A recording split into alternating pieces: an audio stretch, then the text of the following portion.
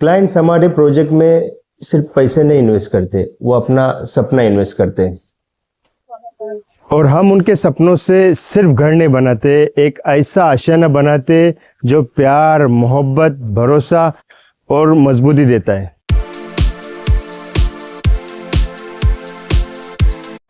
दोस्तों, inspiration talk series में आप सभी का इस्तकबाल है। और आप जानते हैं कि हमारी इस सीरीज से बहुत सारे लोग जो इंस्पायर होते हैं, मोटिवेट होते हैं। आज हम बहुत ही अपने चैनल पे ख़ास और यंगेस्ट मेहमान आपकी खिदमत में पेश कर रहे हैं। उनकी मोटिवेशनल जर्नी जो है उससे आप सभी को मुतारिफ भी कराएंगे। और इस पॉडकास्ट को आपने पूरा देखना है और इंस्पायर भी होना है, अपने कमेंट से भी नवाजना है। वो ऐसा शख्स जिसकी कहानी एक छोटे से गांव से शुरू होती है, जहां पे न कोई तिजारती जहन बल्कि काश्तकार, किसान और नौकरी पेशा लोग रहते हैं।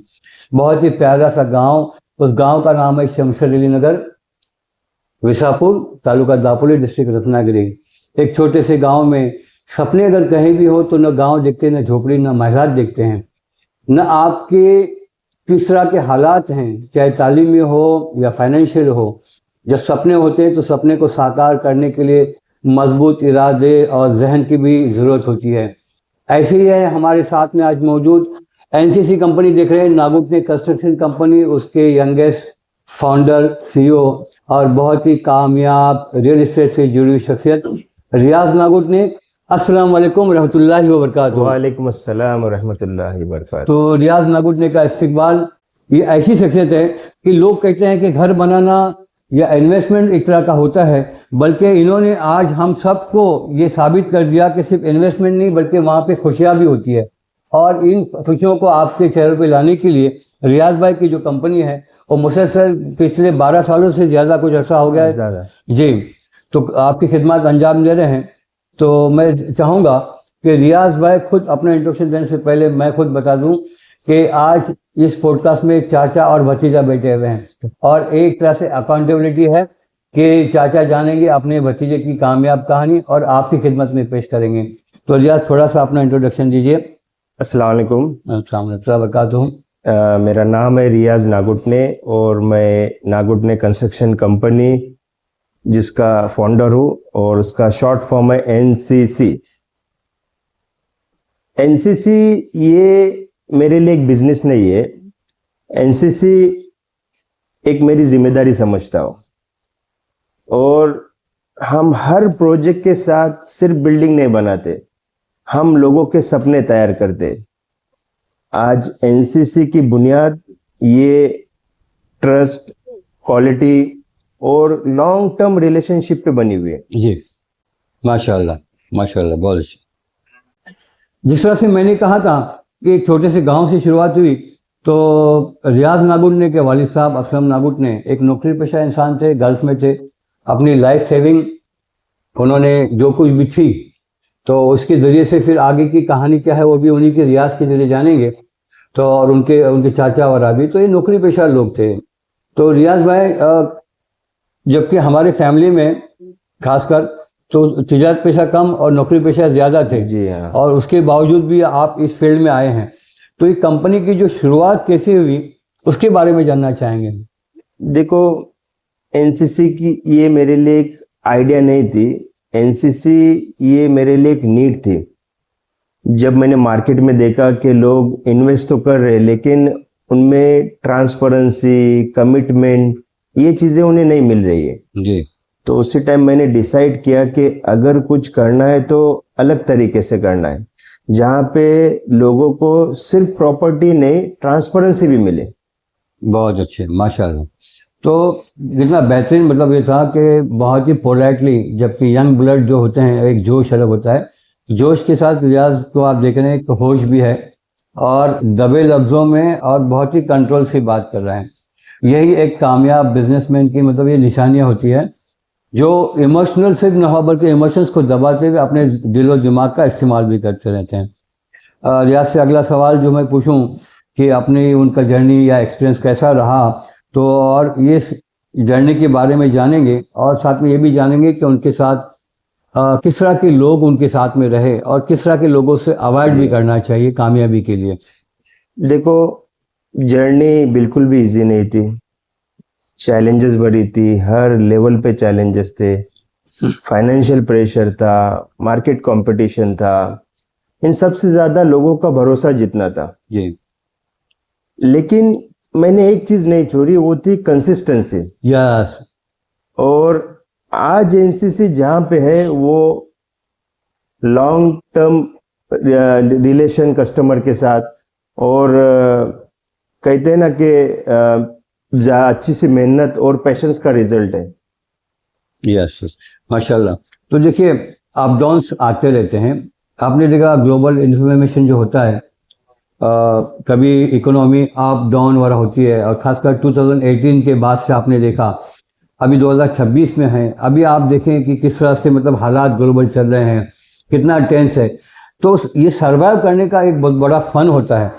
तो ऐसे वक्त में जो है ना, कंसिस्टेंसी और जो आपका जो लगाव है, और हालात आने वाले क्या है, मौजूदा हालात, इससे कैसे जूझना है और हमें उसमें कैसा खुद को मतलब स्टेबल करके रखना है, ये बहुत बड़ा फन है। और एक कम एज में ये चीज़ें हासिल होना, ये बहुत बड़ा मतलब अल्लाह की नेमत है। उनके वालिदैन की वैसी तरबियत रही, उनके ख़ानदान की हमदर्द तरबियत रही, उनकी वालिदा भी माशाल्लाह बहुत मेहनती, और उनकी तरबियत पे ख़ास उनकी वालिदा यानी हमारी बड़ी भाभी, उनका ख़ास रोल भी रहा है। तो आपका फैमिली का भी इम्पैक्ट उस पर होता है। अब रियाज जानेंगे कि आपके लिए इनिशियल चैलेंजेस जैसा जिसको कहेंगे, शुरू के दिनों में सबसे बड़ा चैलेंज क्या था? देखो, शुरू के दिनों में सबसे बड़ा चैलेंजेस था लोगों का ट्रस्ट जीतना। जी। जब आप मार्केट में नए होते तो आपके पास सिर्फ काम होता है, नाम नहीं होता। लेकिन मैंने हर छोटे छोटे प्रोजेक्ट भी उतने ही सिंसियरिटी से किया हो जितने बड़े प्रोजेक्ट किया। फिर लोगों ने धीरे धीरे भरोसा करना शुरू किया, और वही हमारी सबसे बड़ी जीत थी। बहुत अच्छा। अच्छा, मैं अगला सवाल पूछूं उससे पहले एक मेरा काउंटर क्वेश्चन है कि आपकी तालीम कहाँ से हुई? मेरी तालीम सावरडा से हुई। शावडा से आपने क्या किया? इंजीनियरिंग के, सिविल इंजीनियरिंग किया हो। High school? हाई स्कूल मेरी राइजिंग स्कूल हमारी जामगे, वहाँ पे उर्दू मीडियम से उर्दू हुई? मीडियम से हुई। और जिला परिषद की स्कूल से तालीम हुई? हाँ, तो ये हमारे गांव के स्कूल है, वहाँ से हुई। बहुत अच्छे, माशाल्लाह। तो उस वक्त जब आपने सिविल इंजीनियरिंग का जो डिप्लोमा और जो किया, यानी अपनी फील्ड जो इस रियल एस्टेट में आने से पहले जो तैयारी थी वो तो आपने की, अब उसके लिए लगता है फंड। जी, बराबर। अगर आपने एज अ सिविल इंजीनियर किसी का कॉन्ट्रैक्ट लेना है, काम करना है, कुछ डिज़ाइन बना के देना है, वो अलग चीज़ है, वो आपका इंडिपेंडेंट घर बैठे भी कर सकते हैं। जी। उसके लिए कोई फंड की जरूरत नहीं, बल्कि लोगों से हम पैसा लेते हैं। लेकिन आपने डायरेक्ट है ना कंस्ट्रक्शन लाइन में जंप किया, तो ये जुगाड़ के बारे में ज़रा हमारे नौजवानों को बताइए। क्या था? देखो कैसा है, जैसा कि मेरे अंकल ने बोले आपको कि हमारी फैमिली है, ये कोई बिजनेस बैकग्राउंड नहीं है, ये जॉब करती थी। लेकिन जब मैंने ये एजुकेशन कंप्लीट किया, उसके बाद थोड़ा एक्सपीरियंस लिया, उसके बाद मेरे डैडी ने मुझे बोले कि बेटा क्या करेगा आगे? तो बोला देखो मैं कुछ बिजनेस ही करूँगा, मुझे जॉब नहीं करनी। तो उसके बाद उन्होंने बोले देख, मैं ये तेरे लिए ये पैसे का अरेंजमेंट किया हो, ये पैसे से तू जो बिजनेस करता है कर, लेकिन इसके बाद मेरे से और पैसे मांग मत, इसमें तू तेरी अपनी लाइफ बना। तो उसके बाद मैंने वही अब पैसों से अपनी लाइफ की जर्नी शुरू की, और अल्हम्दुलिल्लाह आज यहाँ पे खड़ा हूँ। माशाल्लाह। तो देखिए, मैंने शुरू के इंट्रोडक्शन में कहा कि इसके वालिद मेरे भाई जो हैं, इन्होंने जॉब किया गल्फ में, अपनी लाइफ सेविंग जो है ना, जो कुछ भी थी, अब उसको बच्चे के हवाले किया। अल्लाह पे भरोसा करते, तवक्कल जो होता है, तो ये सबसे बड़ी बात होती है, और भरोसा होता है। तो रियाज ने अपने वली साहब का भरोसा तोड़ने नहीं दिया। अगर वो लाइफ सेविंग भी ख़त्म होती तो उनको अपना फैमिली के साथ सर्वाइव करना बड़ा मुश्किल हो जाता। आप जानते हैं कि बुढ़ापे में या फिर एक सर्टन एक एज आती है, तो उस वक्त इंसान की लाइफ सेविंग काम आती है। और वही जब दौलत इनके हवाले करने के बाद अब या तो कश्ती पार कर दे या डुबो दे, तो अल्लाह का एहसान रहा। और जब वालिदैन अपने हलाल कमाई जब होती है उनके पास, तो उसमें बरकतें होती है। उस 100% अल्लाह की तरफ से उसमें वादा होता है कि आपकी हलाल रिस्क है, उसको अल्लाह उसकी हिफाजत करता है। तो कहीं डूबती नहीं है, और जब डूब जाती तो पूरी नैया डूब जाती है। संभलना बहुत मुश्किल हो जाता है। मैं इसलिए ये सवाल ये जानना चाहा कि इसका बैकग्राउंड मैं आपको उन्हीं के जरिए सुनाऊं। अब जानते हैं कि एनसीसी जो है, नागोठने कंस्ट्रक्शन कंपनी, अब किस लेवल पर है? जब आपने शुरुआत की चंद लाखों से शुरू की, अब क्या लेवल है इसका?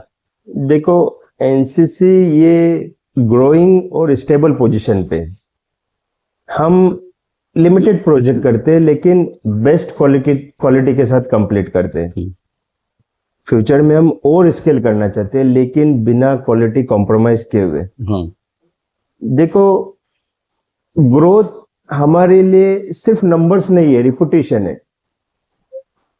बराबर, माशाल्लाह। अब आगे इन्वेस्टमेंट एडवाइस करने से पहले मैं ये पूछूंगा कि इस सफ़र में मैं चाहूँगा कि आप अपने खास दोस्तों को या आपके प्रोफेशन से जुड़े हुए जो लोग हैं उनका भी थोड़ा जिक्र करें, क्योंकि अच्छे दोस्तों का मिलना भी बहुत एक नेमत, अल्लाह की नेमत होती है। बेशक बेशक। तो देखो, ये आपने बहुत सही बात कही कि अच्छे दोस्तों का मिलना भी बहुत ज़रूरी है। अच्छे दोस्तों के साथ की वजह से आज मैं यहाँ पे खड़ा हूँ, क्योंकि उसमें सबसे बड़ा साथ था मिस्टर साजिद अलवारे जी, जो आर्किटेक्ट है। और माशाल्लाह उन्होंने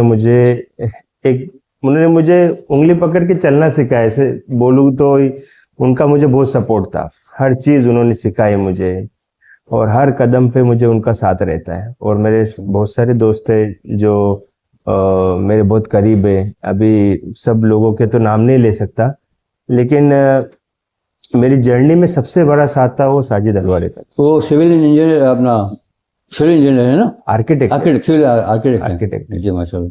साजिद अलवारी साहब को हम बहुत करीब से जानते हैं। बहुत ही मुखलिस और प्यारी शख्सियत है, चिपलून से हैं और फेमस आर्किटेक्ट हैं। बहुत अच्छी डिज़ाइन बनाते हैं बिल्डिंगों की वगैरह, और जितना उनकी तारीफ़ की जाए कम है, क्योंकि वो भी हमें बहुत अच्छी तरह से जानते भी हैं। तो आपसे अगला सवाल है, इन्वेस्टमेंट के बारे में आप लोगों को क्या एडवाइस देना चाहेंगे? देखो, मेरे हिसाब से, और आजकल देखा जाए तो लोग बहुत जल्दी पैसा बनाना चाहते हैं, लेकिन मैं ये मानता हूँ कि रियल वेल्थ है पेशेंस से बनती है। हमेशा इन्वेस्टमेंट ट्रेंड देख के नहीं करनी चाहिए, अंडरस्टैंडिंग के साथ करनी चाहिए। और खासकर रियल एस्टेट में इन्वेस्टमेंट के लिए आपका सामने वाले के ऊपर भरोसा होना ज़रूरी है, लोकेशन अच्छा रहना चाहिए, और आपका जो विजन है वो लॉन्ग टर्म चाहिए। अगर आप सही वक्त पे सही जगह इन्वेस्ट करते तो ये आपको सिर्फ पैसे ही नहीं, सिक्योरिटी भी देता है। बहुत अच्छी, माशाल्लाह। तो देखो, राइट प्लेस पे इन्वेस्ट करें, राइट टाइम पे इन्वेस्ट करें, हलाल भी देखें, रिटर्न्स और उसके क्या पॉजिटिव नेगेटिव हो सकते हैं, तो उसको जानकर ही सही जगह इन्वेस्ट करें, वही स्मार्ट इन्वेस्टर कहलाता है। तो इन्वेस्टमेंट के ताल्लुक से रियाज ने बहुत अच्छा ही बताया। थोड़ा सा और मैं जाऊंगा, थोड़ा और डीप जाने के लिए। रियाज, आईपीओ और पब्लिक इन्वेस्टमेंट के बारे में आप क्या कहना चाहोगे? देखो, हर एक कंपनी का नेचुरल ग्रोथ साइकिल होता है। हाँ, एनसीसी अभी अपना फाउंडेशन और स्ट्रांग बना रही है, और हमारा फोकस ये है कि एक सॉलिड बेस बनाए। और मैं ये चीज मानता हूं कि आप पहले अपनी वैल्यू खुद क्रिएट करो, फिर मार्केट आपको वैल्यू देता है। बराबर, माशाल्लाह।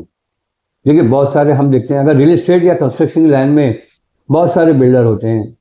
हम भी देखते हैं, बिल्डिंग बनाई है और चंद सालों में क्रैक्स आ गए, या फिर जैसे डिमोलिश हो जाती है, इलीगल काम होता है, बहुत सारी मतलब परमिशन नहीं होती, डॉक्यूमेंटेशन प्रॉपर नहीं होता।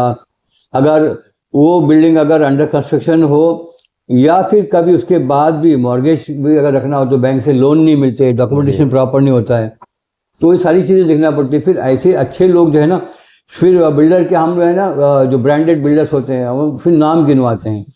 तो बहुत सारे हमें यानी एज अ बिल्डर या कंस्ट्रक्शन कंपनी के एक अच्छा नाम बनाना भी बहुत ज़रूरी होता है। और नाम कैसे होता है, बोल कर नहीं, बल्कि अपने अमली जो इक़दामात होते हैं उसके ज़रिए ही ये बात साबित होती है।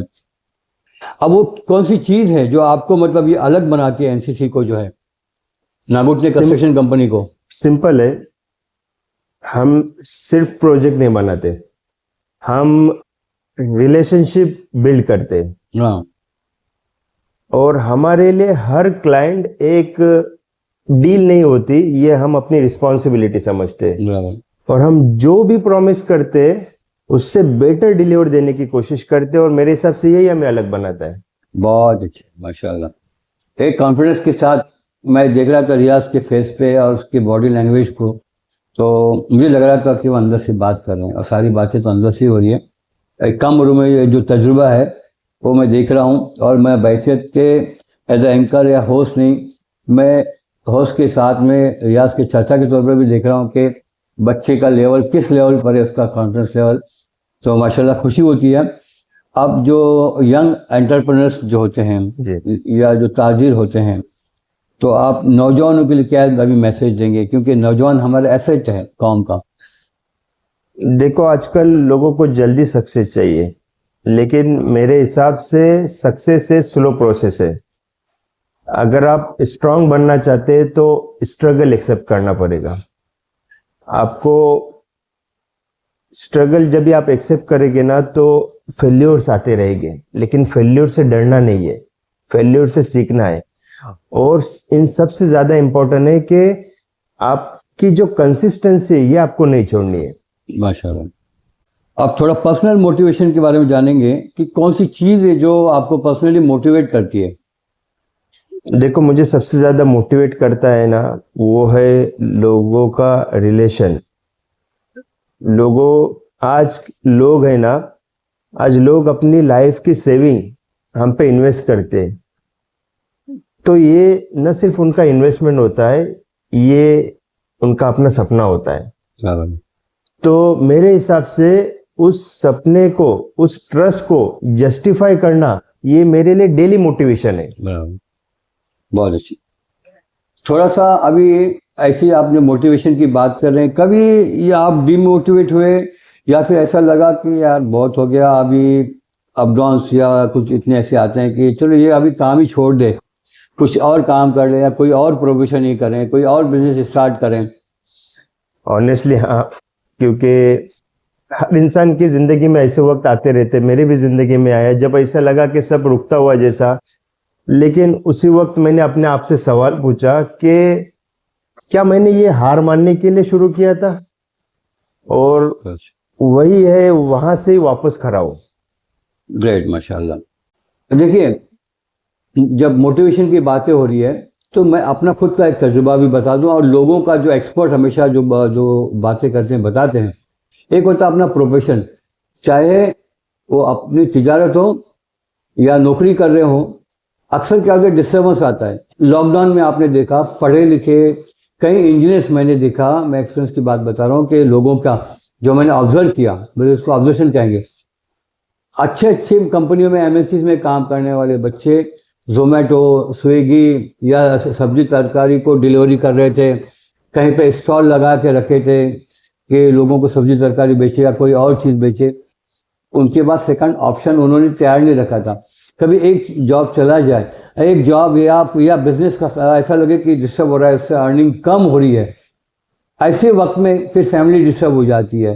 तो उसके लिए हमेशा सेकंड ऑप्शन भी अपने पास तैयार रहना चाहिए, ताकि एक जगह डिस्टर्ब हो तो दूसरा भी इनकम हमारे पास वो चलता रहे, सपोर्ट मिलता रहे। रियाज, आपने अपने लिए कोई सेकंड ऑप्शन भी तैयार रखा है? हाँ, आज देखो तो ये कंस्ट्रक्शन, ये तो हमारा बिजनेस है ही, लेकिन इसके साथ साथ हम ऑटोमोबाइल लाइन में भी हमारा जम अच्छा बिठा है। ऑटोमोबाइल लाइन में दापोली में हमारा इन्फिनिटी मोटर्स हीरो का शोरूम है, जो माशाल्लाह आज बहुत सालों से रनिंग में है और अच्छा प्रोग्रेस कर रहा है। तो ऑटोमोबाइल लाइन में हम लोग ने अच्छा जम बिठा है। बराबर। तो वहाँ पे भी कोई साथ में रखे होंगे, पार्टनर वगैरह होगा? हाँ, वहाँ पे मेरे साथ मेरा एक पार्टनर है जी, माशाल्लाह। तो उससे भी एक रोजगार भी क्रिएट हो गया, एक और बंदे के लिए भी रोजगार, साथ में स्टाफ भी काम करता है, तो उसके साथ रोजगार भी तैयार होता है और अपने लिए भी एक सेकंड इनकम का जरिया भी होता है। क्योंकि बिल्डिंग जब शुरू करते हैं उस वक्त मटेरियल के लिए भी पैसा लगता है, बुकिंग स्लोली आती रहती है, पेमेंट स्लोली आते रहता है, तो घर भी चलना चाहिए और लोगों के घर के चूल्हे भी जलना चाहिए। तो उसके लिए हमारे पास ऑप्शन भी होना जरूरी है। चलो अभी अगले एक दो सवाल पूछूंगा और फिर उसके बाद हम क्लोज करेंगे। लोकल मैसेज क्या देना चाहोगे लोगों के लिए?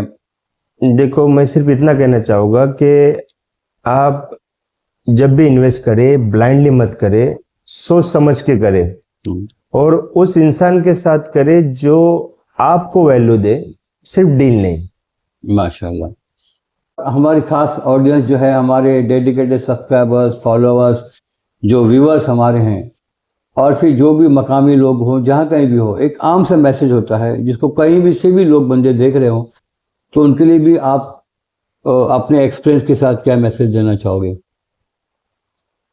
मैं यही मैसेज देना चाहूँगा कि जो भी करे लॉन्ग टर्म सोच के साथ करे।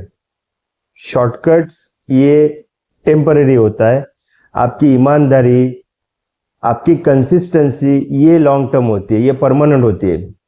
अगर आप सही नियत और मेहनत के साथ काम करते तो इंशाअल्लाह सक्सेस ज़रूर मिलती है। बहुत अच्छे, माशाल्लाह, बहुत अच्छे। रियाज मगुर ने बहुत बहुत शुक्रिया हमारे चैनल से बात की और हमारे ऑडियंस तक आपकी जर्नी को हमने पहुंचाने की कोशिश की। देखो, आपका भी अंकल बहुत बहुत शुक्रिया कि आपके जो सब्सक्राइबर्स है, आपके चैनल से मुझे एनसीसी को प्रेजेंट करने का मुझे भी मौका मिला। एनसीसी ये क्या है? एनसीसी आज कंपनी, वेल नोन कंपनी है, लोगों को मालूम है, लेकिन आपके माशाल्लाह इंडिया में भी, अब्रॉड में भी बहुत सारे सब्सक्राइबर है, आपको चाहने वाले लोग माशाल्लाह बहुत है। तो कैसा है ये मेरी जर्नी, ये लोगों को एक इंस्पायर करने के लिए भी, यानी कोई अगर लाइफ में कोई टूट रहा है या किसी को अपना हार मान रहा है, तो अगर किसी को इंस्पायर करे तो ये मेरे लिए बहुत बड़ी बात है। क्योंकि कैसा है कि हर हार के बाद जीत रहती है हमेशा, तो हारना नहीं है। मेरे हिसाब से मैंने यही ऑडियंस को मैसेज दिया था कि कभी हारना नहीं है, कंसिस्टेंसी बनाए रखना है बिजनेस में, क्योंकि हर एक स्टेप के बाद आगे जाओगे तो इंशाल्लाह आपको जीत ज़रूर मिलेगी। और अंकल, आपका वापस से मैं शुक्रिया अदा करता हूँ। कोई बात नहीं, हमारा काम ही होता है कि रिश्तेदारी अपनी जगह पे होती है और प्रोफेशन अपनी जगह पे होता है। रियाज अपने प्रोफेशन से काम करता है, मेरा अपना प्रोफेशन, मैं अपना काम करता हूँ। मेरा काम यही है कि लोगों को मोटिवेट करूँ, इंस्पायर करूँ, और जिनसे भी, जहाँ से भी जो भी इल्म हो, फ़ायदे की चीज़ हो समाज के लिए, वो वहाँ तक पहुँचाने की पूरी कोशिश करते हैं। क्योंकि हमारे सब्सक्राइबर्स, फॉलोअर्स, व्यूअर्स बहुत ही प्यारे हैं और सुलझे हुए हैं और संजीदा लोग रहते हैं, और लोगों से उसको कुछ सबक सीखने का मौका मिलता है। ये हमारा इंटेंशन होता है। एनसीसी की पूरी हिस्ट्री आपके सामने पेश की, जो भी जिस तरह से भी पेश की, आप इसको लोगों के साथ शेयर कीजिए, कमेंट कीजिए।